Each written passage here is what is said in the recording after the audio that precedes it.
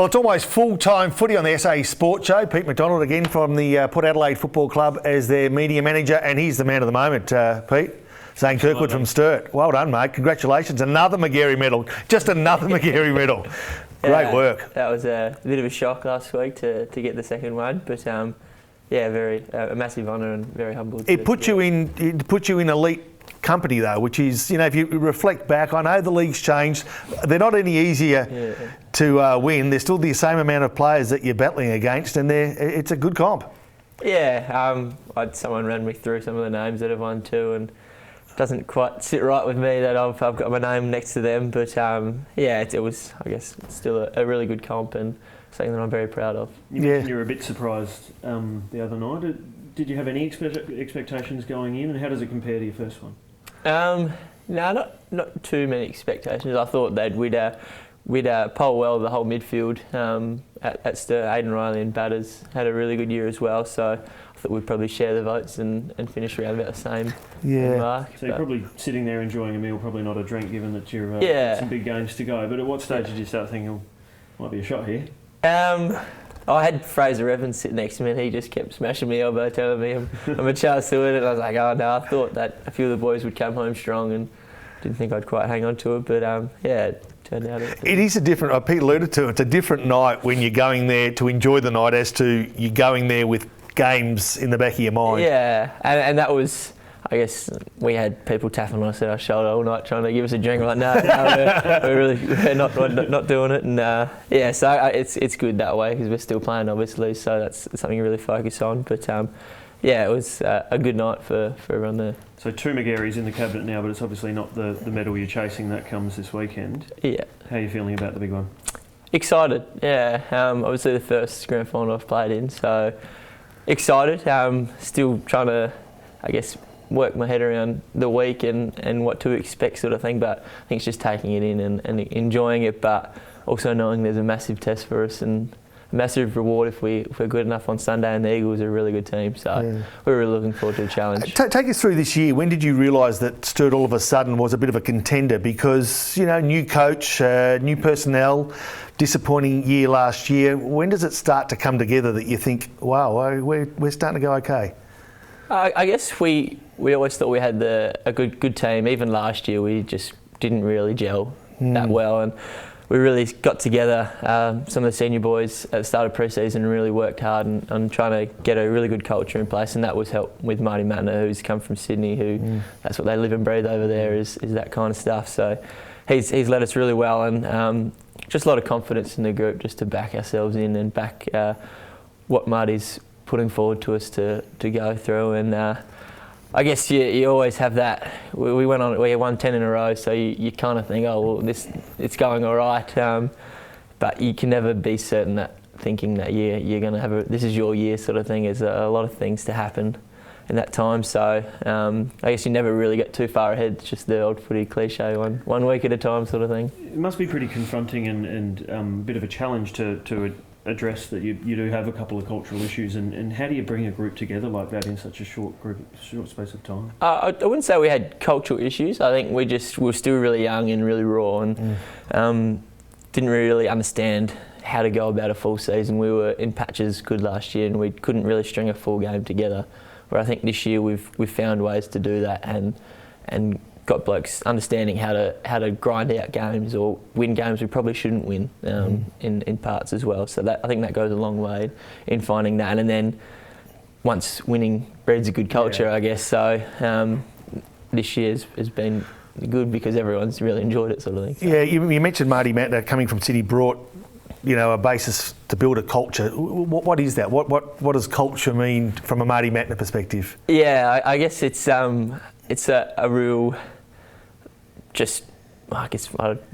real grind them out sort of thing, real defensive. That's something that we've really worked on is that defensive pressure, and then it comes with just not giving up sort of thing, and it's quite similar to the Port boys, something that they've been proud of sort of thing. So I guess that's a similar token sort of thing as what Sydney have, is that we're just going to really it's 4-quarter effort, and you can't just fall in and out of games. You know what, Pete? I've said this to Marty, and I believe it is that the Sturt side plays almost like, as a whole, as Marty Matner did as an individual.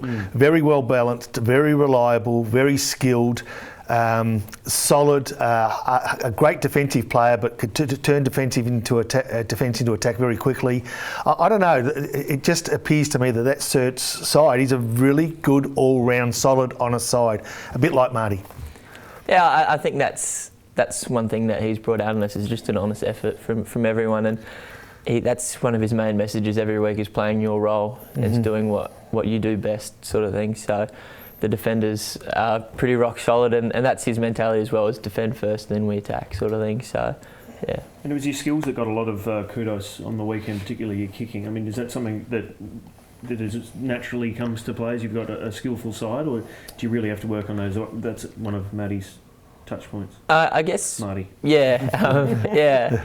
No, I guess that comes back to the confidence that he's instilled in us as well, is backing yourself in. Obviously, everyone's got the skills, they're playing league football, so they're at that club. So I think it's just more backing yourselves in and hitting those kicks and handballs and the first option sort of thing. So I think that's something that he's really instilled in us. Well, the grand final's not too far away now. Let's have a look at the last fortnight, because you're playing a side that beat you reasonably comfortably a fortnight ago, but you bounced back last week. First things first, take us through last week before we talk about the Eagles. It was a nice little response. Yeah, the boys were really keen to get out there and set the tone early, which I think we did. The Crows are a really, really good team. It was a bit up in the air with who was going to play with the AFL team, if they won or lost. So I guess you could use that as a bit of a distraction, but the boys were really, really good that we just focused on how they played, not so much the personnel, but how they played.